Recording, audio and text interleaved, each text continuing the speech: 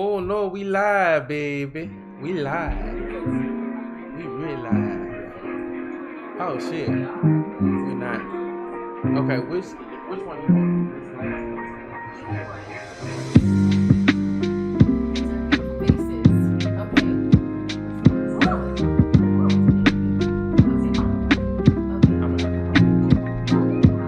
last? A wineaholic.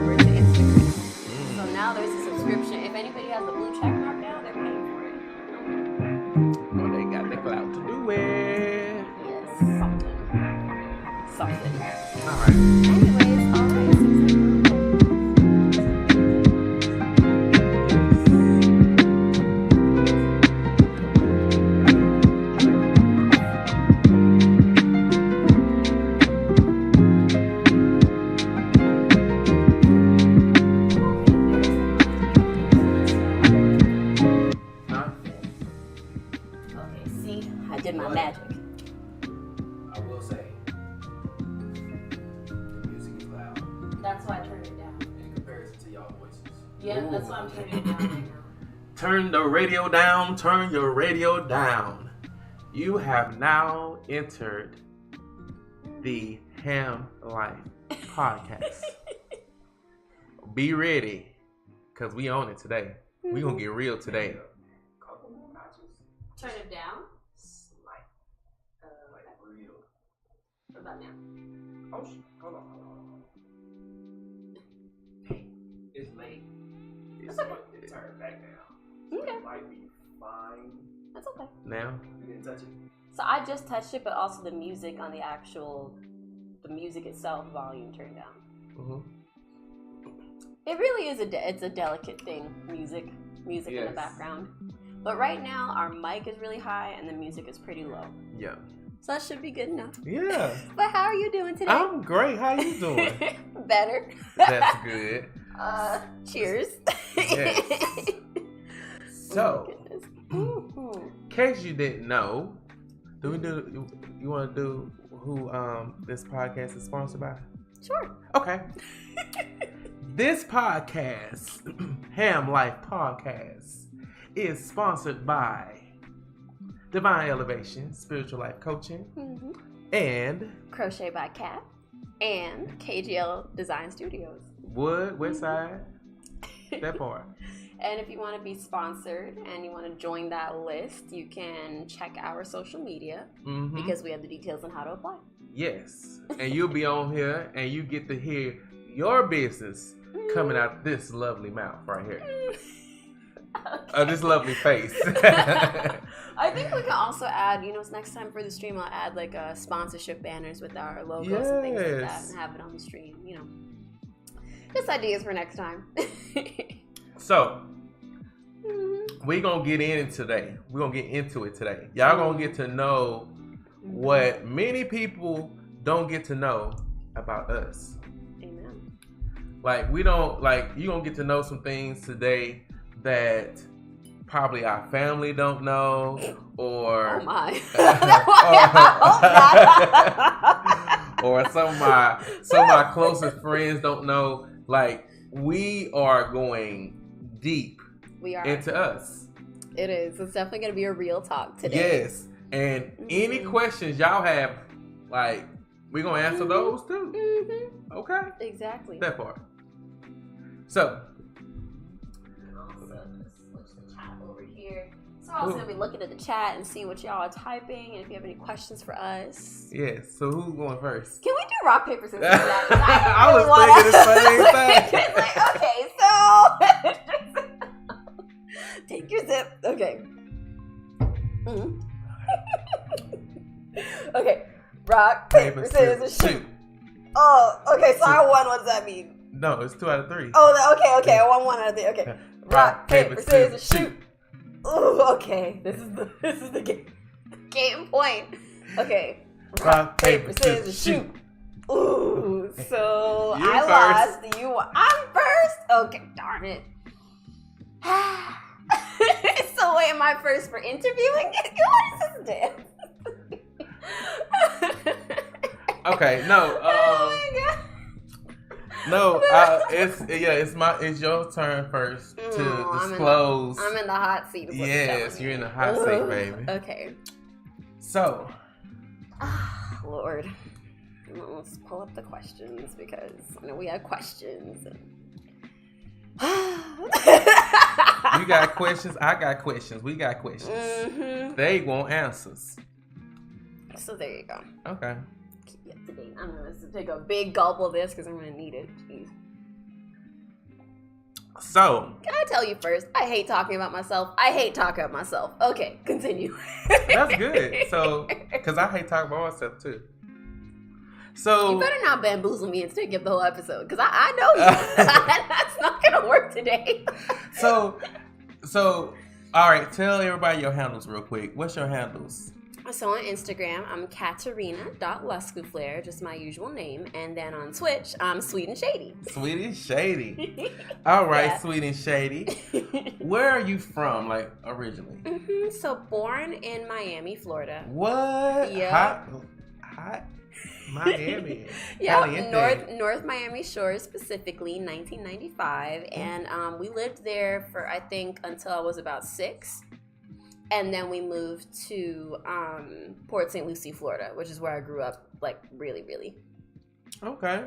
So, all right, like, so I know you're a first generation. What? Okay, so what's your background? So basically, my mom is an immigrant directly from Trinidad. Okay. And then my dad, on his side, technically I'm second generation because he's first generation, where my grandparents both immigrated from Haiti. Oh, okay. So he was born in Boston, and then the family moved down to Miami, and then my parents met in Miami when they were both going to college. Well, one of them was really going to college anyways. Oh, okay. Wait, look at the kitty. Y'all. Okay. Penny wanted to be seen. Oh, this is my kitty. She's the hot ass mess mascot. Yeah. Okay. So you can continue. So, let me see. How was school? Like, how was first? Not like school, but how was growing up for you? Like, It was horrible. Oh, so did you grow up in a single parent or? Yeah. dual So my parents got separated when I was about 10 months old. So when I was still in Miami, so I don't really know my dad that well. And then when we moved to Port St. Lucie, it was because my mom wanted us to be in a house. She grew up in a house with, a yard and everything in Trinidad, so she wanted me to have the same thing. Mm-hmm. So Port St. Lucie was like a new development at the time, and so we moved up there. Grew up single mom household. I think you were talking about school next. Yeah. School was really hard. So basically when I was in Miami, I went to Catholic school my entire life until college. When I was in Miami, I had a great time. I was a very social kid. Honestly, I feel like I'm tapping back more into who I was as a really young kid now.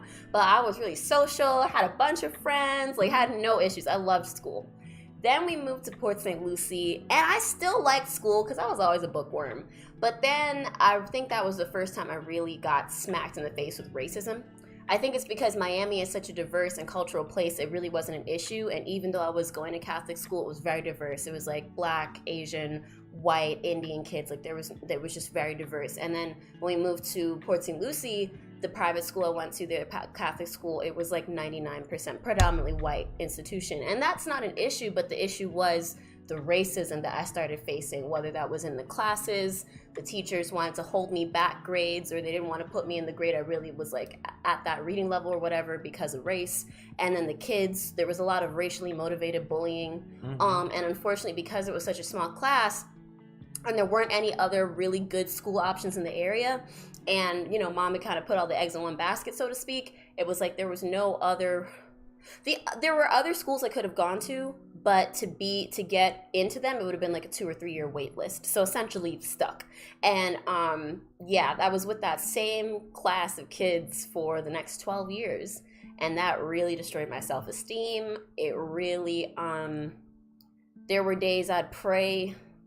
And it's hard to like be like, hey, you lived that. But there were times where I prayed that I was like, Lord, please, can you just turn my skin white? Because I just felt like if my skin was white, my life would have just been easier. And I remember we had weekly mass, and I remember getting down on my knees like every week and like literally like very fervently praying that I wish my skin would just turn white. And even like learning about Michael Jackson growing up, I didn't understand why vitiligo was like a bad thing, because I was like, he did it. He was a black person and he turned white like that. I was like, I want vitiligo. And it was like, no, that's so wrong. But that's how bad it was. And by 13, and so you were talking about things our parents might not know. My mom knows now, but she didn't know at the time. When I was about 13, that was the first time I was really having suicidal thoughts. And so that's a trigger warning for y'all. Yeah, suicidal thoughts by 13. First attempt by maybe like 15 or 16. Also started getting into some really bad things online when it came to a bit of a cam girl and other naughty things on Xbox Live. And honestly, just everything just got distorted. And I think it was acting out in various ways because I was really trying to deal with something that shouldn't be dealt with. But it was hard. Yeah, I like that. So you talked about high school, right? So yes. So how was high school? High school was... It was just as bad. I mean, every year it was this little game we'd play where I was in the honors class or the AP class, and, you know, the teacher would be reading off the names. They'd be like, Katrina, Vagina, it's Katarina! Jesus! Okay, but either way, that happened every year. And then the next thing I'd say, here, and they'd be like, ugh. And, like, you could just kind of see people's faces, like, when they noticed, because I'd walk in, they'd be like, are you really supposed to be here? But they weren't allowed to say it. And then when they call your name, they're like, are you sure you're in the right class? Like, every year, are you sure you're in the right class? And I'd say, yes, I am. And I would go through this little game where from, like, I guess August, that's when school starts, right? August to, like, October, I basically have to jump through all these hoops to kind of prove that I was supposed to be there. Every year. It just got draining. I think by the time I got to high school, I had a bit of a reputation that people knew I was a good student, so it wasn't as hard in the academic sense. But there was a lot of issues with racism, kids being jealous of my grades, being really competitive, really creepy, weird things that would happen, like in the bathrooms and things like that. Just so many unlimited stories. Sometimes I think maybe I should go and just make a TV show just based on that, because it was really dark. And just to add to it, my school was on a previous plantation ground, and the main families of the school, so to speak, is very old-fashioned. The main families of the school, they were all previous plantation ancestors. So everything about it was plantation-based, slavery-based. Sometimes the houses, so, you know, my actual school is in Fort Pierce, Florida. Y'all could look that up. And you drive by and you're like, this house was slave quarters. And it's right there, and it's real. Also to add, Civil Rights Act was passed in 1964. Fort Pierce resisted that act until about 1974. It took a whole 10 years for them to implement Civil Rights Act there. Even the Sunset Theater that's there where I graduated high school in, there was an upper and a lower deck. Dang, the upper deck was for black people.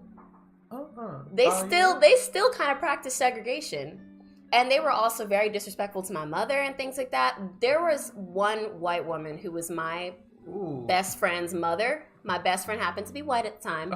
And growing up, and she literally, and my mom will tell you, she has her own crazy stories as a mother and the way the other moms treated her. But she said that essentially none of the other moms would talk to her because she was black. And then it took my white mom's friend being like, hey, this is my friend. She's not like the other black people. She's a foreigner.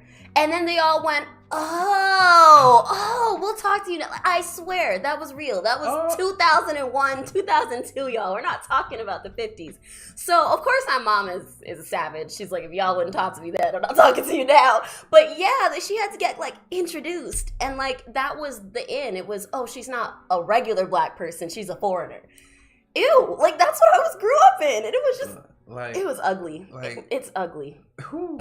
Now that school went down. It's crazy Let my because child go to school. Here's the thing: everything that happened to me and everything that happened to other minorities at that school now makes the news. Mm-hmm. But back then, when I was growing up, we didn't have social media right yet, so there was no outlet for these things. Mm-hmm. And even people making fun of my hair.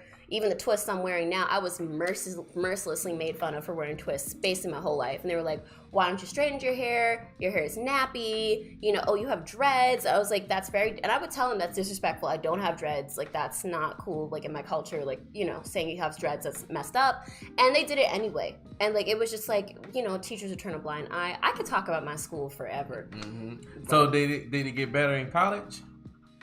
Yes and no. It's like there was a black population, so I went to Johns Hopkins, and there were black students, but then it was another sort of gatekeeping, and we've talked about this before. Yeah. But I joined like the Caribbean Cultural Society and like the African Student Association because I said, okay, I'd like to connect more with my roots. I didn't get that opportunity before, but then it became like you're Trinidadian? Oh, have you been there? And I'd be like, well, no, I didn't get a chance to. Oh, well, do you cook this food, this food, this food? I'm like, well, no. Oh, do you know this dance? Well, no, that's why I came to, you're not really Trinidadian. And then same thing for being Haitian. I just kept getting told I'm not Haitian, I'm not Trinidadian, then I'm not black because I was educated and even my voice, people would be like, you sound white.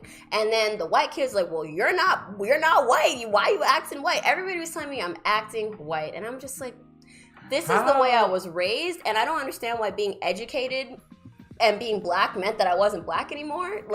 And who gave them the right to gatekeep blackness? But, ultimately, when I was at home with my mom, we would always joke that I was really in Trinidad. And Trinidad was previously a British colony. British people speak very proper English, and so do Trinidadian people if you went down there today. Yeah. So it's like I was just raised with very proper English, and I'm very articulate with my words. I did grow up here my entire life, but that's what it is. So it's just... It was hard. It was hard. And even if you ask me today, I still deal with that today, even when we're, going around to different festivals and things like that. Hey, the Perfected Loop. Nice to meet you. So yeah, we are just talking about my life right now. So welcome in. So it was tough. Yeah, that is tough. Mm-hmm. So that's a lot though. Like you experienced racism at a very young age. Yes. And like being told, like what that was get me about people. Like the way you talk is, how can you talk white or talk black? I would even get told that my hobbies weren't black or white, or that my hobbies were male or female. So for instance, my mom encouraged me to be whoever I wanted to be, pursue whatever hobbies I had. I've been a lifelong gamer. Funny enough, 2K 98, it wasn't 2K yet, but it was NBA 98 on the CD-ROM. That's technically my first video game. I played that when I was 2.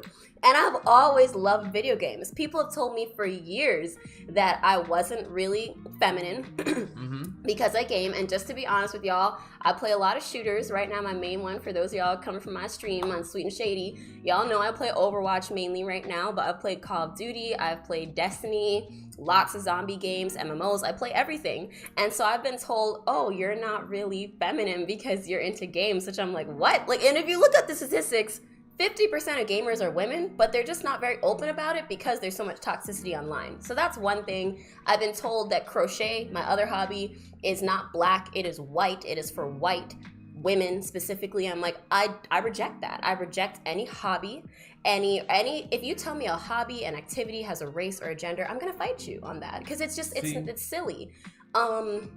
And that's just something I've always been judged on. So even when I was in college, they'd say, okay, tell 3 things you like about yourself. And I'd say, I like gaming, I like crochet, and I like gardening.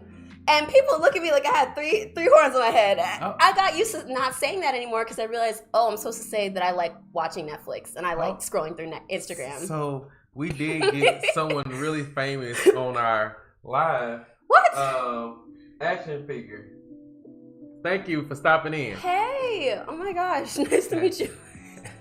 He's a big time rapper that's coming out of Georgia here. That's amazing. Yeah. So, but going back, so like that's weird because like you was told that you're not feminine enough, you're not black enough, or you talk too white, or you're not Trinidadian enough, or you're not Haitian enough. I even had black kids in high school come up to me. The few black kids that were in school, I remember one boy came up to me and said, "You're not black. You are an Oreo. You are black on the outside and white on the inside." And I had black kids. It was, these days, I just don't care. It's more like I'm a citizen of the world. I just am who I am. You either fuck with it or you don't. Yeah. And if you, honestly, people that have a problem with me, it's really because they have a problem with themselves. That's their own personal problem. At this point, I'll kind of let it go. So, but that's my story. I feel that. So, what examples have you had as far as relationships go? As romantic relationships go? So I would say, when it comes to my mom, I think it's because we watched a lot of Oprah and Ellen back then, but they were, and also Dr. Phil, they were big on opening up like child sexual exploitation and child sexual assault and different things that would happen to kids, especially kids that were in homes with like their mother and the stepfather. And I think my mom saw enough of that. She was like, no, we're not even going there. So she did admit to me that she was secretly dating. I don't know what she was dating. I think she was like a ninja. Because I don't know when. Because she would pick me up and drop me off, drop me to every single extracurricular. I don't know when she found time to date because we were always together. So I don't know. But she said she went on dates. But overall, she wasn't feeling it. And she essentially stayed single for like 20, 25 years. She only got into a relationship recently in the last 5 years. And she's happy with her partner now. But so I didn't really see relationships. I feel like I was raised kind of like an Amazonian woman. Like I was raised by like women, basically. I didn't understand, like the only men I saw were like in school, like a couple classes. And then other than that, I really didn't interact with men. So I didn't have a blueprint. All I had was my mom's, I think, guidance, trying to tell me like, hey, don't depend on men. You know, you need to make sure your education and your finances are sound. So that way if, you know, I do want you to find a healthy relationship one day, but a lot of these men are playing games. So you really want to have your back. So that way if he doesn't have your back, you've still got yourself. And I think she said that because of like what she went through with my dad. But yeah, so all I had were like a lot of negative things about men actually, like about how they, you know, are obsessed with sex or that's all they want or don't, you know, just things like that. And I didn't really have a blueprint. And then I really walked into some pretty toxic relationships so far. I'm 28 now, so I guess it's been 10 years since I've been out of the house, and it's been mainly abusive relationships. Up until now, I have a very healthy partner. I think I've done a lot of work, personal work, therapy, life coaching. That's been very, very helpful to create the thing that I didn't see. And I don't blame my mom. I just didn't see and I didn't know how to find it. So yeah, you done answered the question of what was dating been like for Oh, you. dang. Okay, I didn't realize it. Yeah. Dating's been hard. Dating's been really, really hard because I think going back to what I was telling you about school and my childhood, I didn't like myself. And I really, if you ask me, I thought I was ugly. I really did. I thought I was ugly. I didn't think that as soon as somebody just said they liked me, that was enough to be like, oh my gosh, they liked me. And I didn't really realize like someone can like you, but you have to like them back. But I didn't even know what that was. And I don't know, looking back, I just tolerated a lot of stuff that is unacceptable, but I didn't know that. It was kind of like, there was this really good quote from Michael Murdad. He's like a spiritual leader on YouTube and stuff. But he said like, you'll accept anything because you want something, because you feel like you have nothing when in fact you are everything. Yeah, say that one more time. Okay, wait. Let me make sure. Let me see. So you'll accept anything because you want something. You want something because you feel like you have nothing when in fact you are everything. Yes. And so just realizing I am everything. I don't need anyone to complete me. I was born into this world alone, essentially, with everything I needed, and that I am good enough and I am okay. And once I started realizing that helped me stop accepting certain things and certain just unacceptable things in both parts, and start realizing that, okay, I need to respect myself. And like, if I respect myself, if I love myself, I will just bring that in. And I think that's what happened. I've just brought it in now. So yeah, really good roundabout. But anyway, it's been a crazy journey, but we're here. Okay. So name something that you look at and you're like, dang, I'm happy that I overcame that. Like, I didn't think I was gonna overcome it, but looking back now, I'm glad I did. I think for me, it's like the suicidal thoughts. Suicidal thoughts and suicidal attempts. Just to be fully transparent, the last one was about 2 years ago. 2 years ago in June, and I was in the hospital for about a week. Not for injuries, just because they're like making sure you're not crazy. And just really thinking about like, what was it? And it was strange because that time, they said I was out for like 3 days. And in that time, it didn't feel like 3 days, but I just remember like, I feel like I connected with my ancestors or something. I just remember like music and like beats and like all these people around me that I didn't recognize, but at the same time I felt like I did recognize them.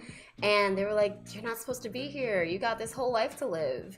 And I don't know, I just woke up and it was just like, we're gonna do this differently. I don't know what it's gonna take, but I think what I said was like, I had enough sad days and I was just tired. I was like, no, we're gonna find a way to enjoy this life. And since then, I don't know, after that I got up, moved to Atlanta in a week on a whim.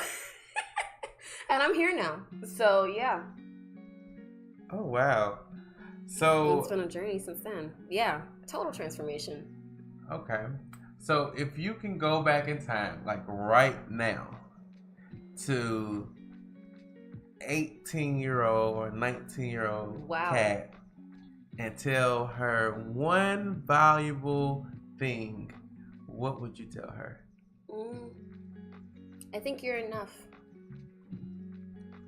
You're enough. And you're fine just how you are. Don't need to change a thing. Awesome. You think she would have received it coming from you? No, I don't know. I feel like honestly maybe yes, because 10 years ago I couldn't have envisioned myself like this now. Yeah, so maybe I would have listened to myself. Thing is, my mom told me this my whole life. Never listened to her because I was like, you're not mom, you're supposed to say that. But she was right. So I think maybe if I had heard it from a cooler, prettier, glowed up version of myself, yes. You would have received it. I would have been like, who is this goddess? Oh my God. Wow. Yeah. I need you to do this all the time. Sure. So, like, that's interesting because that well, going back, so if you received it, do you think your life would have been different if you received like? Yes, because the very first boyfriend I had, he actually told me he didn't think black girls are pretty and that he didn't think I was pretty. But I still validated that and made that person my first boyfriend. So right there, that would have X. I would have focused on school more. I would have put myself out there more. I think I would have told some people off, honestly, because I was a little bit too shy. I think I would have told some people off and told them that they were ridiculous and that they were small-minded and that they didn't get to gatekeep blackness for me. I think I would have tried some different things because at the end of the day, Hopkins or any college, it has a million possibilities. You could do anything there, but what you do really is based on you. And I did what I thought I could do, not maybe what I wanted to do. I would have gone and studied abroad, or I think I would have changed my major to like French or archaeology or something I was really interested in. And yeah, I think I would have done a lot differently. Yeah. But it's okay. I feel like I'm here now, divine timing. I would have gotten my license, Jesus. I told you I just got my license last year, right? Oh, so yeah, I think I would have finally gotten over my fear of driving and gotten my license. And I would have been driving. Just driving would have changed my life dramatically. So yeah. Oh, speaking of life, who has been your greatest mentor or coach that you can see? Like you can name two. Yeah, you knew. For me, I have to say my mom, number one. But what's really cool about my mom is that she's been dropping knowledge bombs like my whole life. But I think only now, like literally like these last 2 months, I've been like, whoa, this is what you meant. Like I just didn't get her yet. But she actually has been number one mentor. And then number two is definitely my life coach, Brian. Okay. He's really helped me especially these last 5 years. I think when there were moments where I was too embarrassed or ashamed to go back to my mom and tell her what was going on. Or sometimes you just need different people to say things to you a different way. And I think Brian says things a different way. And he's also helped me become more comfortable with men. Funny enough, I've never met Brian in person. We've only talked over the phone. But still just helping me understand men more and how men think and then looking at life. And I really attribute like one thing we talked about a lot is like stopping things from happening to me and making life happen for me. And I feel like I've really transitioned from that, and that's definitely because of his coaching and mentoring. So yeah. Okay. So what inspired you, my girl, to do this podcast? Like, tell me how that happened. So with the podcast, do you want me to be super honest? Okay, so if I'm being super honest, I went to a psychic reading last year, and I think I went to a few of them in the last couple of years, and I was like, look, I don't know what I'm doing with my career. And to be honest, I still don't. But something that kept coming up was people kept saying, you're supposed to be a speaker. You're supposed to be a motivational speaker. You're supposed to speak and use your voice and help people. Your throat chakra is really powerful. And I was like, huh? Because at the time I was very shy, and, you know, I was still streaming and stuff like that, but I didn't really see myself, like, doing that. And so, you know, I think then I really started looking at, okay, well, I already like the stream, and on my stream, if you guys come to Twitch, it's like a lot of times the content that people like the best isn't when I'm gaming. It's like a combination when I'm gaming, but also talking to them about life advice and things like that. And my audience would come to me and be like, hey, Kat, what do you think about this? Or can we talk about this? And I just love doing that with people. And so I guess I started thinking, okay, what if I made some kind of show? Or funny enough, I think even 5 years ago, I found it in my Google Drive. I called it Kat's Real Talk Corner. Yeah. That's actually what I named it initially. And it's funny because we're almost in the corner. We're almost in the corner. Almost, not quite. But yeah, I thought it was going to be Kat's Real Talk Corner. And I was going to talk about different real talk issues, whether it was something in life or so like a serious issue like human trafficking. But I said I wanted to talk about something. But then I just bury it and never do it. So I think this year being more empowered and being like, let's go for it. Let's just try and see what happens. I think that's why overall, but for this podcast with our theme being like dating and relationships and love, definitely like wanting to see more happy couples and positive relationships and more families, and feeling like the current themes on social media are kind of like running opposite of that, and wanting to just add something different to the mix. That was my motivation. Okay. So, last question. What is one important thing or one great thing that you want the viewers to know about you that is going on now? One great thing. I don't know if it's a great thing. But what is it, sugar? Okay, well, one, I want to say I'm very in love right now. What? Yes. West Side. So, okay, part of this is when I thought about the podcast, the reason I didn't want to do it, I said, well, I can't talk about healthy relationships if I'm not in one. So now I'm actually in one. So I really, shout out to Curtis. He's bae, and I really appreciate him, and I think that things are going to go really well with him. We've only been dating for a short time, but it just feels different. It feels better. So that's one thing. That's one thing I'm really happy. I want everyone to know that. It's organic. It's but, natural. Yeah, but also on the, not downside, just, it's a transitional period right now. I'm going through a lot of anxiety because my current contract at my job is ending in September. And so I've known that since June, and I've been on this job hunt, but nothing has been coming through. Like, not a rejection, just nothing. And it's been really stressing me out because I'm like, what am I doing? Where am I going to live? How am I going to pay the bills? What am I, this podcast, it costs money, guys. It's not cheap. So, it's just like, where is it? Or every time we have something to pay for, it's like, I'm scared, so even this week, I stress cried a lot. Curtis has been there for me. He knows this. It's just been really, really stressful, really hard. It's been hard for me to stay positive. Very, very hard. And I'm just like, I think as well, I dealt with joblessness right after I graduated in 2019. And at the time, I was like feeling really down on myself because I just graduated with this master's degree. How am I jobless? And even so, there was a point where I took a side gig like cleaning houses. And I was like, how am I doing this? When I went to school, I still worked so hard. My mom worked so hard. My family worked so hard so I could have a better life so I wouldn't be doing these jobs. Not that I have any disrespect against those jobs, but just like I worked really hard to be an epidemiologist, to travel around the world, do these things. Not finding opportunities. Like, did I pick the wrong major? I also had an ex at the time telling me I picked a useless major. He was toxic. And that was not true, but people in the general did not understand what public health was. This was pre-pandemic. Now, you know, I do have a job. The pandemic did happen, but it's still the same thing where I'm like, how did I end up here again where in 2 months, I don't know what my life is going to be like? How did I end up there again when the last 5 years, I've worked so hard not to be here again? So I kind of am like, did I do something wrong? Sort of blaming myself, kind of hard on myself. Like, I've been applying to jobs. I'm like, I don't know. Like, I told you as well, even looking like internationally, like, what do I need to, like, so yeah, I just don't know anything right now. Just after September 27th, it's just a big blank right now.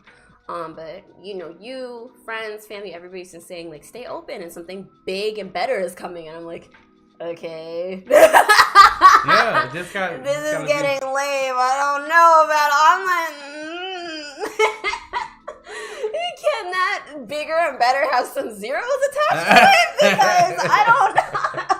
You know, and like right. We need like 3. Especially being like faith driven, really going in my purpose these days. I'm really going like wherever God's directing me. Like, okay, I was directed to this podcast with you. Okay, we're doing it. I'm here. I'm being obedient. Why the F are you leaving me here right now out in the, I feel like I'm out in the streets. I'm practically out in the streets. I know there's a Bible verse that talks about how God provides for the birds and whatnot. So if he provides for the birds, he'll provide for you. And I'm like, okay, I guess. But I'm still feeling salty right now. I'm feeling salty and confused and stressed, honestly. So that's what I'm going through. But I said it's good to be honest, you know, and as I know other people are going through that too. So you're not alone. I guess I'm not alone either. You are not alone. Okay. I'm sorry, I didn't mean to make that face. I was just like, no, but this isn't me. I've been a grouch all week. I've been grouchy. I've been mean. That's okay, girl. I've been upset. I've been emotional. Ugh. Yes. I just want this to be over. It is okay. I want it to be over. You know, but that's it. That's it for me. Yeah. So yeah, we got like 15 minutes left, y'all. We're gonna stay on here as long as we need to. Don't know. See, I know you're gonna bamboozle yourself out of this. You're not getting out of this for free. We're just gonna do an extra, sir. It is your turn, and your turn will take as long as it needs to take. Ooh, baby, I have a lot. Okay. Oh my gosh, y'all are hilarious. Okay. So, it is your turn. Yes. Mr. Trey. Yes. So, where are you from originally? I am from my mother's vagina. Sir. I think we all are. I mean, some people got C-sected, so they was pulled out their mama's stomach. But I came from my mama's vagina. That's where I came from. That's where I was born. What? Okay, so seriously, I was born at Baptist Hospital in good old Nashville, Tennessee. Wow. And if anybody know, my doctor who delivered me is one of the most famous doctors in Nashville, Tennessee. Really? Like, he delivered over half of the population in Nashville. Oh, okay. So if y'all know Dr. Meadows, he's retired now, but yeah, he delivered over half of the population. So you're like baby number 7,895. Wow. He's been delivering babies since probably the 60s or 70s. Wow, that's quite a career. Yes. Okay. So what was Nashville like for you? Ooh. What's that like growing up? Growing up for me has been rough. I ain't gonna go into too much because I might trigger some people.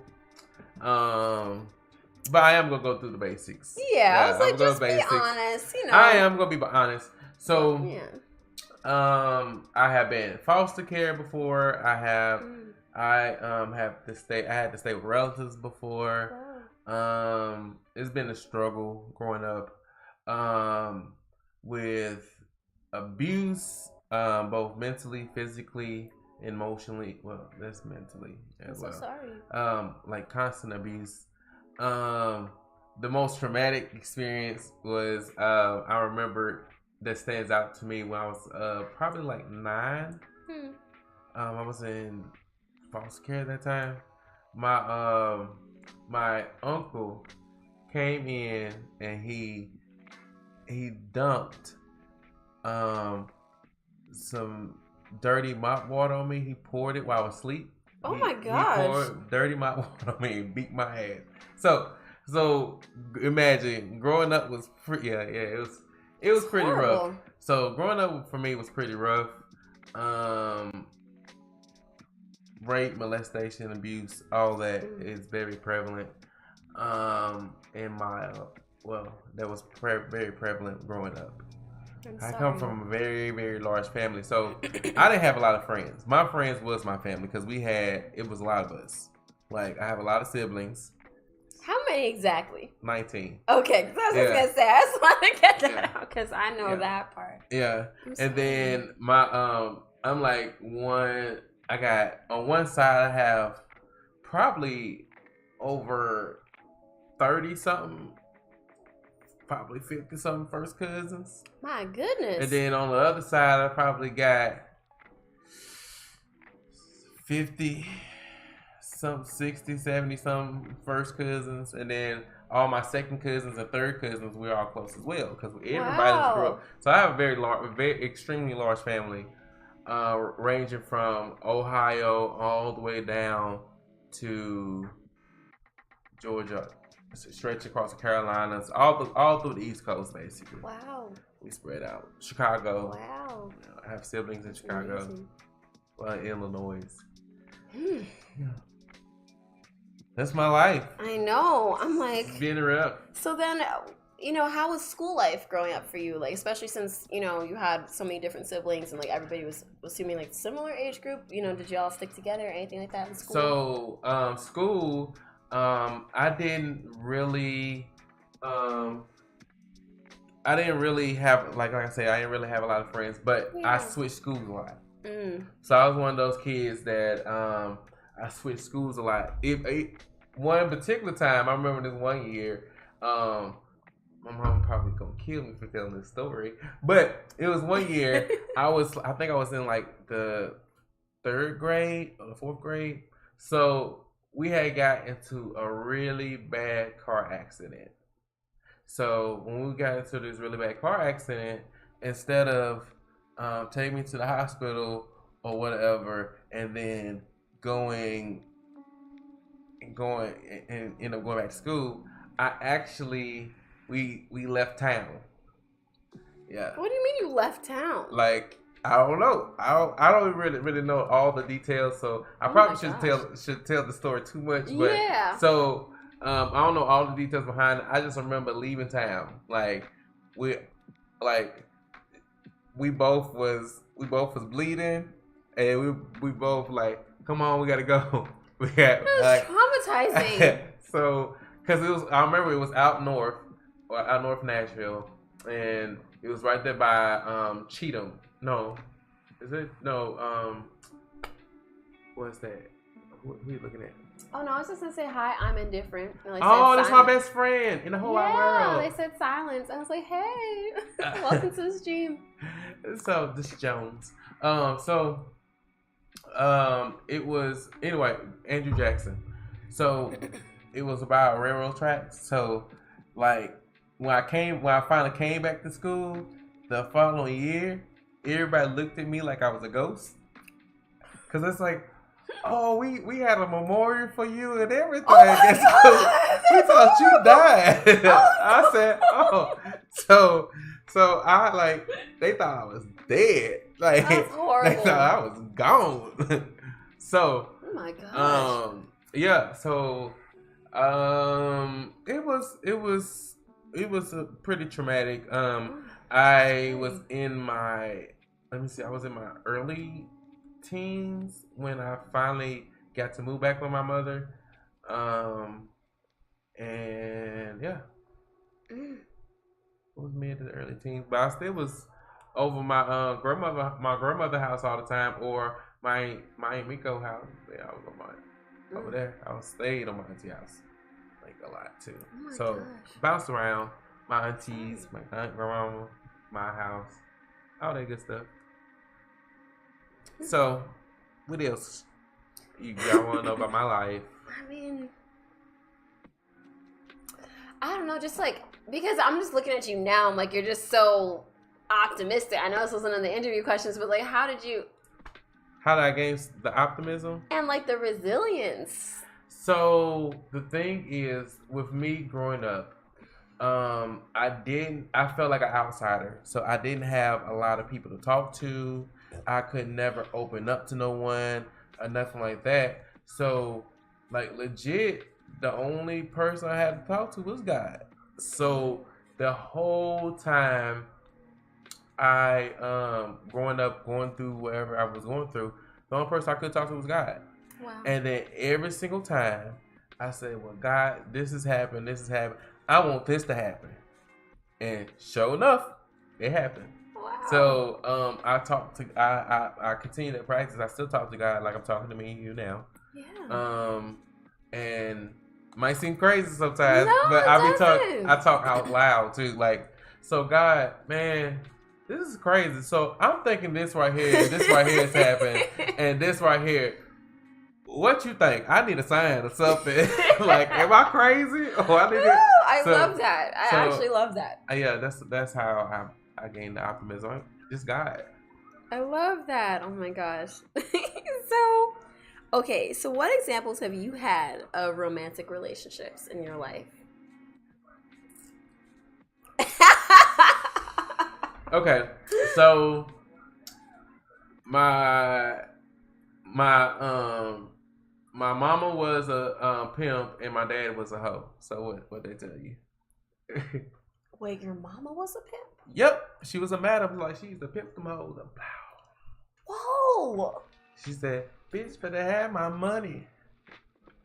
Yep. Wow. So what does that do when, because those relationships are very transactional. She was even a manager at the strip club. They were like, "Dang, your mom was walking around there. She a boss?" I said, "I guess so." Cause they're like, she had on clothes. I said, "Why y'all telling me about my mom? I'm up here. These is teenage like people like 16, 17, 18, and like, oh yeah, she don't be playing with people. Like, she was crazy. Damn. I used to grab people. At least she had her clothes on. Yeah, she did. She was ratchet though, cause she had to hide her tool. So she had to have clothes on to hide her tool. Oh my Cause gosh. she'll come out, she'll beat somebody's ass. I remember one time. Okay, I'm gonna say this one thing. Of course. So the only time I ever got whooped by my mama, crazy enough, cause she done whooped all her kids. She don't play. But anyway, I remember one time. So we was staying out south on Lachey Ave, so we we were staying upstairs. So I was watching Lion King. That's what it was. I was watching Lion King, and I was singing the song because I wanted to be a king. So her friend came upstairs and took my DVD. No. I said, and so what happened was she walked and she started walking down the stairs. So what I did was I pushed her down the stairs. So she was tumbling down the stairs. So I ran downstairs with the broom and I started beating her ass with the broom. Oh my God. And then my mama came and turned me around and I was already blacked out. So I whoop loud and I hit her in the face with the broom. And then I said, and I came through, I see my mama said, "Oh, mama. And then next thing you know, I was blacked out And then when I woke up, I was in the back door. This happened at the front door. I woke up, I was in the back door. So to get to the back door, you have to go through the living room, through a little hallway, and the kitchen. Then you be at the back door. Damn. So she knocked my ass from the front door to the back door. And I don't even know how she did it. I just know when I came to, she said, go around your grandma's house. And I had to walk my ass around my grandma's house. And back then, I think I was eating some hot take chill. No, honey bun, because I'm a honey bun. I used to How love old honey were you? I was like, maybe like 5, 6. It's horrible. Yeah, I was a bad child. I'm sorry. I was a don't think bad that. child. I don't think you were. I think it was just like a baby. toxic situation. I How are you was, supposed to be. I was a firecracker. I start calming down, like legit. Like the older I get, the calmer I became. I think I'm still a little rowdy. I think it's because you're getting removed from all this toxicity. Wow. So we don't have long. I'm gonna make all the Ooh. rest of the questions. The rest of the answers fast for y'all. So then you don't have to take your time. Yeah, So my next question for you is gonna be like, what has dating been like for you, especially seeing those types of scenarios play out? baby. Mm-hmm. So I have. It's been interesting. I have dated them all. I have dated them all. Male, female, trans, old person. Oh wow. I have had a poly relationship Okay. with a male and a female. Wow. That was my longest relationship. Wow. Yeah, my poly relationship was actually my longest. It was me, a dude, and a female, and it was perfect. Tranquility. So then, just to dive deeper into that, why did that one not work out then? Distance, because we end up moving apart because we had to. So I'm gonna I can tell y'all Still that. in contact today, or? Yes and no. Okay. I ain't gonna divulge too much of the information because Fair enough. Because both of them are in relationships, and their relationships are good, but they ain't me. They ain't me. I get reminded sometimes, like, There you go. Wow. So wait, question. Based off of that, like with everything, I guess my question was gonna be like, what was the healthiest relationship you were in out of all of those? But then before that, I was thinking like, what are you looking for as far as relationships? Like, what is the end goal? Like, do you want like a partner? Do you want to get married? Do you want kids one day? Like, I don't know, like just companionship. My healthiest relationship, I'm not gonna lie, it was with this older woman I was talking to, and the poly relationship, both, because I learned a lot from both of them, both relationships. From the older woman, what'd you do with the wine? she taught she just was real, like no ifs, ands, and buts about it. She really taught me how to. She taught me how to eat the box. Like I didn't know how to eat vagina. Like I was like, wow, okay. Like she said, no, you do it like this. So she really put me on game. Like she was old enough. She was like maybe damn near 30 something years older than me. Yeah. Whoa. Yeah, she put it down. Yep. So. Whoa. I would so go ahead and blast. Cougar. Yeah, I would blast my ex, cause that chick, she did me wrong. The one I dated right after the cougar. So. Yeah. No, we're high vibration here. Yeah. We don't need to give them 'Cause I airtime. Just you and me, baby. Yeah. So, those are my healthiest relationship. The poly relationship, both of them taught me stability and accountability. I love that. Although, yeah, it was 3 of us, and yes, we loved doing the thing with each other. Mm-hmm. Sometimes it's all three, sometimes it's just one-on-one. And just, But oh, sorry, go on. But like I learned something from all of them, Okay. and I love that. yeah, that was it. So, okay, other question. This is more for the audience, but are you sexy, single, free, and available as of right now? Oh, as of right now, yeah, I'm single. All right, Single as y'all. Pringles. Well, hit up his DMs. You know, I'm single. Find Like, Trey. unless the one I'm seeing this weekend coming say okay, I'm ready. It's on. Okay, so this is just me just as your friend asking this. You don't have to answer if you don't want to, but I'm like, okay, since you've had these really healthy relationships in the past, like these days, I feel like you're just out here. Yes. So my question is that intentional? Is that from like trauma? Like you don't want to open up as much as you did with those other relationships that didn't work out? What's going on with you like right now when it comes to dating? Cause like you're so high vibration, you know so much. Like you can manifest the healthy relationship that you want, and I see you sometimes dealing with a lot. So honestly, a lot. So I just want to know, like, I think it's more in a combination of me not settling one. Because I don't tolerate no BS. If you want to be in a relationship with me, the first sign of bullshit, period. Deuces. I don't got time for it. I need someone already healed, already secure in their own skin, and ready to progress. I don't want nobody that's complacent to where they at. I don't got time. Amen. We don't have time for that. So, like, it's 2023. We I need want to elevate. someone. Yeah, I want someone who can teach me and I teach them.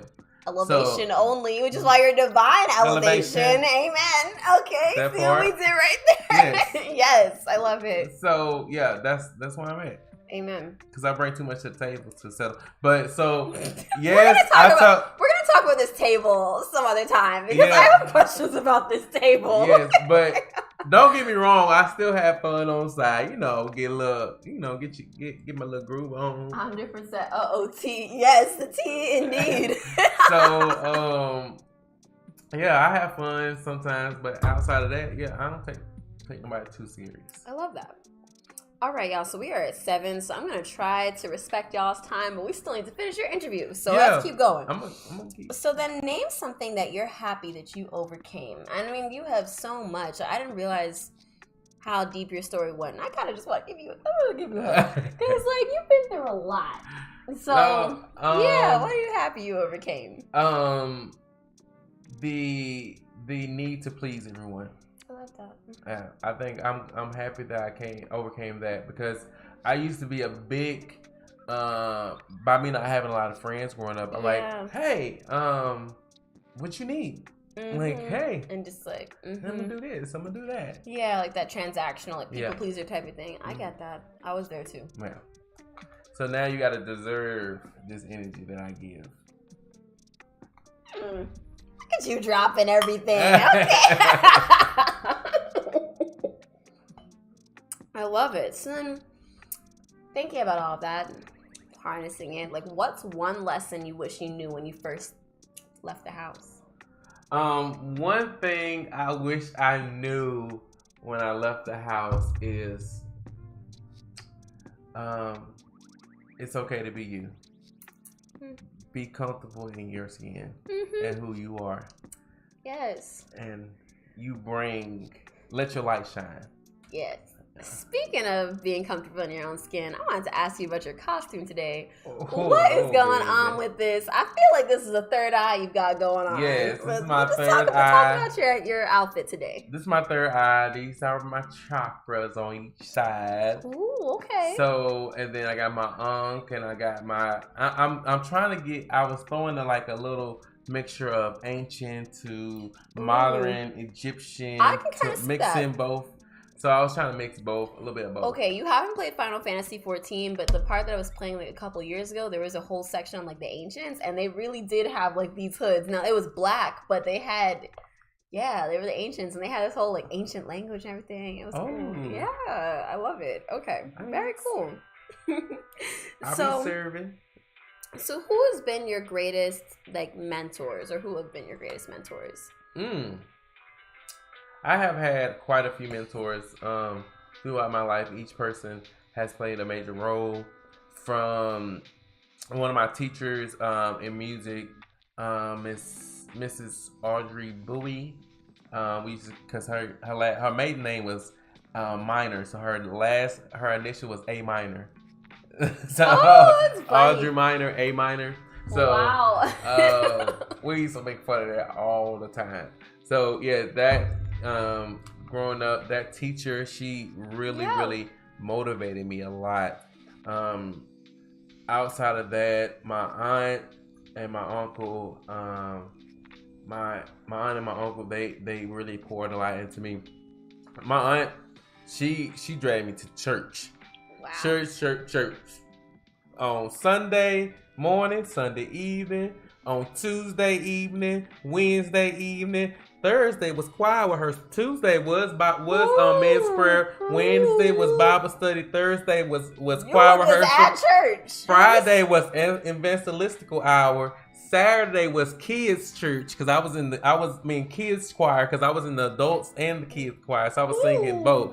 I was doing both. Oh my goodness! So this is all through my teenage years. I was in church 6 days a week. Oh my god! What day were you not in church? I couldn't keep. Was it Monday? Monday was your day. Oh my god! So yeah, I was not wild and stuff. Okay, do you suggest that parenting style? Did that keep you out of trouble? Did that help? No, because when I was away from my family, I got wild. See, and that's how I felt like I was too, like being Catholic and everything. So I can relate. Okay, so don't shove church down your throat. That's what you're saying. Okay. Yeah. Oh yeah, and then my mom, of course. That's my mom. That she's a mentor as well. Okay, wonderful. So then, what inspired you to begin podcasting? Okay. It was the information I have. I feel like the knowledge I do possess. I can't be too selfish and not share it. Hey y'all, thanks for joining. Okay. I don't feel like that I feel like I should be sharing some of the knowledge I have. And then I met someone else who is just as enthused about sharing knowledge and wisdom and sharing this platform. He's talking about me. I'm just gonna cry. So we joined forces and attacked this thing with full charging horns because my Taurus enthused and mannerism, or I guess characteristics. Yes. My Taurus like characteristics, and your Cancer characteristics made this happen. So I've been thinking about that because I'm like, man, if I was doing this by myself, I think I would have not. I just would have stopped and not gone live, like ever. I would have not. Nah. So I definitely needed you in this. Yeah, I wouldn't have done it. Nah. So, oh no, baby, who gonna do this? And who gonna do that? Nope. Oh no. And hey, Peachy T, and hey, only Asham. Oh, Ashley and Ashley. Yeah, and Peachy. that's my friend Ashley. Well, this is my friend Tiffany. Hey y'all. Oh my gosh. Okay, so then what is one thing going on now that's important for you in your life? Positive, negative, whatever your interpretation is. Yes. So one thing is I am a part of the Honor Society on the collegiate level. Oh, Scholars, the Honor Society of Scholars. I'm part of that. I'm in school. Wait, what's your major? Oh, my major is Human Resources Management. Okay, and when are you graduating? Next year. Okay, we're totally having a party. We're having a graduation episode. So yeah, if y'all wanna see me graduate or whatever, I will tune live. It's specifically for you all, no matter what day it's on. And donate for his, because I know that's expensive, like classes and everything. Like, please, if you have any coin you'd like to spare for either of us, Yes. put it on, put it down. Yes. You can check our page for donations and so forth. Yeah, go to Streamlabs. Go to Streamlabs / the Ham Life Show, and it's all there. But yeah. Yes, baby. Or our PayPal, of course. We have that too. But the link's in the bio. Don't worry about it. Yes. but outside of that, that's it for me. Oh, also, I don't know. I was about to announce a relationship, but no, I'm not in a relationship. I'm not even thinking about it. Okay, well, I was gonna announce something actually. What? I mean, it's kind of. I don't know. It's kind. I feel okay, guys. You know, I'm Cancer. I don't like my emotions. I feel squirmy. But like I was talking with Curtis earlier, we decided we're gonna do this live stream thing. I don't know what that's gonna be, but it's just gonna be like us streaming live, like our lives. Like, there's not really a plan. Like this is. Guys, just so you know, we plan a lot for this. We think about it. We meet like twice a week. We have a whole routine. Yeah, we research. Well, we come up with our topics that we're going to talk about. Yes, we're very, like, you know. And I'm not saying that this isn't going to be too, but I want to say that Curtis and I, we just formed our LLC called Kurt and Kat. Okay. It's really cute. And we're just going to be live streaming our relationship. So I think it'll actually help this podcast too, because I think we have a healthy relationship. And we're just going to show whatever we're doing. So if we're cooking, you're going to see that. If we're playing video games, you're going to see that. If we are driving somewhere or trying a new restaurant or anything, you're going to see that too. It's just going to be literally our lives. Well, besides for having sex or waking up. You're not going to see that. You're not going to see that now. I'm sorry. Maybe OnlyFans one day coming soon, potentially. But... So speaking of that, I ain't going to lie. Woo! I was just a snap away from starting OnlyFans. But this podcast saved my life.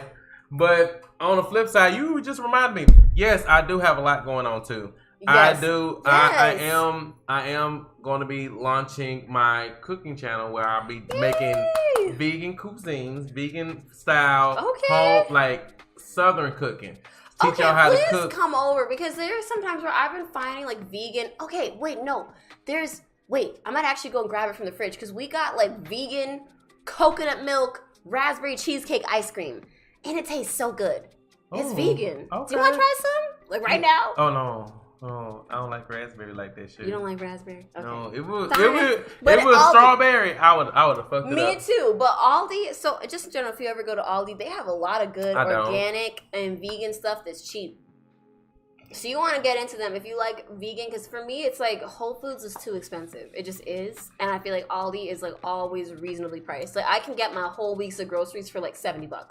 Versus that same amount, if I went to Publix or Kroger or anything, it would have been like $150. See, so definitely go to Aldi. Unfortunately, that's where I'd be going. I'd be going to Kroger's. Also, the unofficial sponsor for today's stream was also Barefoot. This is literally the official wine of the podcast. This is the only wine that I drink. So they better sponsor us eventually, because we literally only drink this wine. It's really good. Barefoot. Yes, Barefoot is where it's at. I'm barefoot as well. So anyways. But yes, this wine is really good, and it's like the usual. This is the big bottle. What was this? Like $12? Yep. This is a good deal for $12. We still haven't. We've been sipping this thing the whole time. We still haven't finished it. Look at that. If it's another company out there that want to compete and send us free wine, and we will sip for free on here. Okay. So Tiff said future sponsors. Amen. We're manifesting that. Yeah. So this is our. Oh no, I think she said she's a future sponsor too. Oh, are she? Well, Tiff, you want to be a future sponsor? You can be. Link in the bio. But yes, this is the mango fruit Scotto for anybody that wants to join. You know, we should start posting the wine that we're drinking ahead of time so people can all drink it together. Yes. And we can all go, because you can get this at any local what's the word I'm looking for? Liquor store. It's usually $5.99 or $6.99, or it's even at Kroger, but I usually like the liquor store because it's usually cheaper. Yep. And go and get your fruit Scotto. My personal favorite is the strawberry Moscato, y'all, but this one is also very nice, very sweet, very smooth, and we've been drinking it the whole time. We're having a great time. So yes, baby. Yes, one day we will get sponsored. Yes. And any other wine company can feel free to send us samples, and we will drink it. Yep. And also, y'all will see me live from in 2 weeks. Oh, okay. I'm be getting I'm excited. it. I'm gonna be there. So- Yes. So I will be when Beyonce comes to Atlanta. Wait, stop. What? What? You know she comes to Atlanta. No. August either I think it's August the 11th. If I'm not mistaken. Or Are August there 14th. tickets? Because I Yes, haven't. Okay. it's tickets still available. Are you going? Yes. Did you have a ticket? I'm gonna tell you. Okay, Alright, so I'm like, we so- need to go see Beyonce because I haven't seen her since 2016 Lemonade, but like, I love Beyonce. So, y'all will be seeing the video uploaded soon, probably the end of next weekend. Wait, is before August 11th an actual Sunday? Because can we do a live stream at the show? Like, that would be really cool. You said August 11th. yeah, cause I'm gonna be y'all gonna see me It's a Friday. Get loose. Wait, get it's low, 8/11. get low. I wish it was Get loose. 7/11 because that would have been 7/11 her song, you know? Oh yeah. I remember last time I got dressed up with like actual bees on my shirt and everything because, you know, Bayhive, like, oh, it was embarrassing. Anyways. Yes. Be looking out for the video. The video is coming this Woo, weekend. Beyonce! And then y'all will see me, quote unquote. Y'all might see me doing something special at the concert. Okay. Just buckle up and be prepared. If you want backstage tickets, you better be not hiding that shit because I'm gonna fight you. Because if you want backstage tickets, you didn't tell literally your wifey and one of your best friends, and you can't do that. You can't be hiding secrets like Beyonce backstage tickets, baby. Like I'm gonna be Beyonce. You can't just say Beyonce around me, okay? Like, y'all be. oh my gosh. I mean, like you know, that's my cousin. So I'm let's gonna go. put that on my credit card. I'm gonna make that happen. I don't care what the funny issues are. I'm shaking my ass to some Beyonce. I didn't know she was coming. So yeah, Wow. like you never know. Ham Life may go live Also, what is with it? Beyonce. Like, What hey is- Beyonce, you want something Ham Life? We need to get our t-shirts by then. We need to order our freaking t-shirts. Ooh. Also, guys, we have a merch store. It's live. Speaking of t-shirts, we didn't order them yet. Darn it. But it's all on our website. So go to our website. The merch store is there. It's live. We have hoodies. We have t-shirts. We have V-neck t-shirts. We got. We have bags. drawstrings, bags. We have canvases. Yes. We have everything. Yes. It's all there. It's live, baby. We Amen. alive. And support the stream and support the podcast and support us Yes. because we're struggling. Yes, But it's we out okay. It's okay. We're struggling, but no, we're gonna order. We're gonna have them. And if you guys didn't order it yet, you're gonna realize that you're missing out because Yeah. they're cute. They're cute. They fire. It's fire. Okay. But you know Straight what fire. it is not though? It is absolutely not A hot an ass mess. Yep. Amen to that. Yes. All right. Peace, y'all. Have Bye, fun. y'all. Happy Sunday. I'm gonna turn you off.